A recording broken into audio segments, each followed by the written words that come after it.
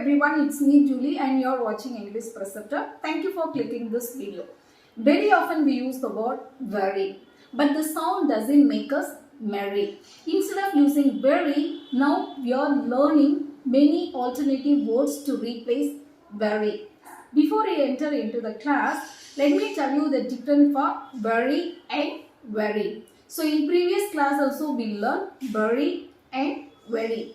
Usually V sound should be pronounced like B. W is the W sound. So make it very clear when you pronounce B sounds. Very, that is not very. Now let's get moving into class. We know about hatchback swift car. The word comes from that particular word. Swift means very fast. Swift means very fast. Though Janet is fat, he runs swift. Though Janet is fat, he runs swift. Very slow, very slow. Instead of saying very slow, I have another word to replace very slow. Sluggish, sluggish. For an example, after we start our online classes, my mobile is working very slow. My mobile is working very slow. Instead of saying working very slow, I can use the word sluggish. Sluggish. My mobile is working sluggish. My mobile is working sluggish. Very brave. Very brave. One of my friend Bhavani is very brave. So instead of saying very brave, what word I can replace instead of very brave? Yes, fearless. Fearless. Bhavani is fearless. Bhavani is fearless. Very afraid. Very afraid. My school, another friend Suba. She is very afraid. She is very afraid. So instead of saying very afraid, I can use the word fearful. Fearful. Suba is fearful. Suba is fearful. Very crowd. Very crowd.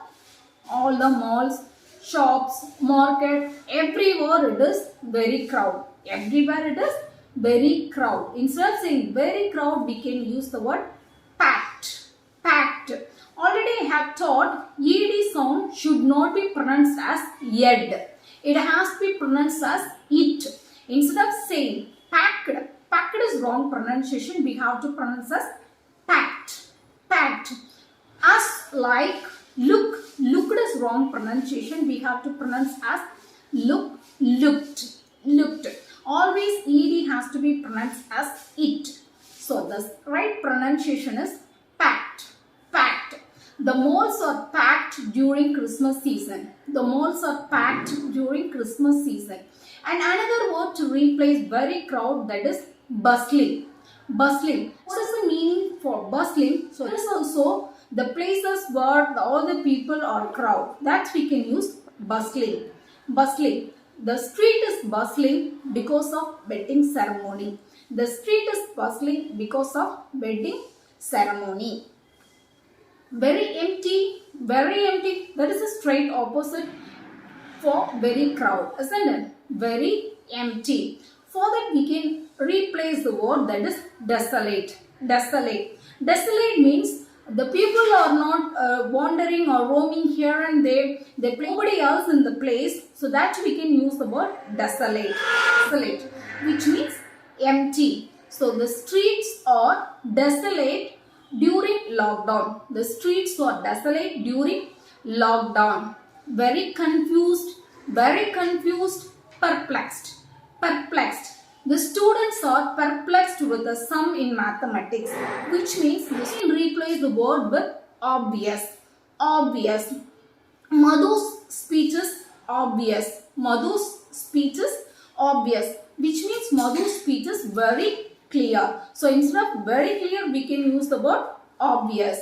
Obvious. Very busy. Very busy. So nowadays people are very busy with their work. So instead of saying very busy, we can replace the word with swamped. Swamped. Which means the people who is always busy or who is very busy, we can use the word swamped. Swamped. For an example, Rufus is swamped with his work. He can do the assignment. Rufus is swamped with his work. He came to do the assignment. So opposite for busy is lazy. Lazy. Very lazy. very lazy, we can use the word indolent. Indolent. So it means the pupil, one who is not ready to do work and who is not very lazy in his work, we can replace the word indolent. Indolent. For an example, Jan is indolent and he wakes up late at morning. Jan is indolent and he wakes up late at morning. Very noisy, very noisy. So we just notice a thing, during lockdown when we come to school, the place is very quiet. But when the students are coming to school, the whole place is noisy. The whole place is noisy. Not noisy, very noisy, very noisy. When the students are playing in the playground, it's very noisy. When the students are playing in the playground, very noisy. Instead of saying very noisy, we can use the word deafening. Deafening. So that is not deafening. The spelling is D-A-F-E-N-I-N-G. But we should not pronounce as deafening. The right pronunciation is deafening. Deafening. Deafening is the right pronunciation. The example sentences for deafening is, will you please turn down the volume? It's deafening. Will you please turn down the volume? It's deafening. Which means it's very noisy. Which means it's very noisy. So to replace very quiet, that is tranquil. That is tranquil. The pronunciation is, that is not tranquil. We have to pronounce as tranquil. Tranquil. So only two syllables. Tranquil. Which means very quiet. Very quiet. So the sentences for very quiet or tranquil is, the bustling city is tranquil during lockdown. Very surprised,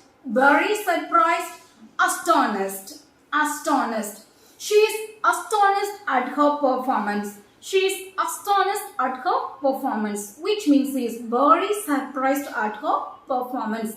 Amazed, amazed. So when we can use this amazed word to replace very surprised. For an example, one who doesn't study in the class, very surprisingly he gets good mark, and we can use the word, the teacher amazed at her performance. The teacher amazed at her performance.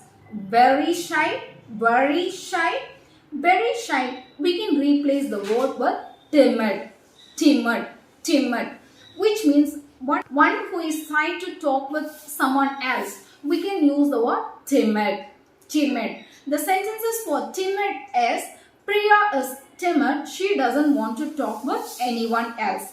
Priya is timid, she doesn't talk with anyone else. Very often, frequently, frequently. Very often we use the word very often. But avoid this very often. You can try this new phrase frequently. Frequently. Rachel visits her grandma's house frequently. Rachel visits her grandma's house frequently. Instead of saying very, we can replace many alternative and different new phrases. Hope you like this video and try to follow these phrases instead of going very in our daily conversation. So I'll catch you in the next useful classes. Till then, bye.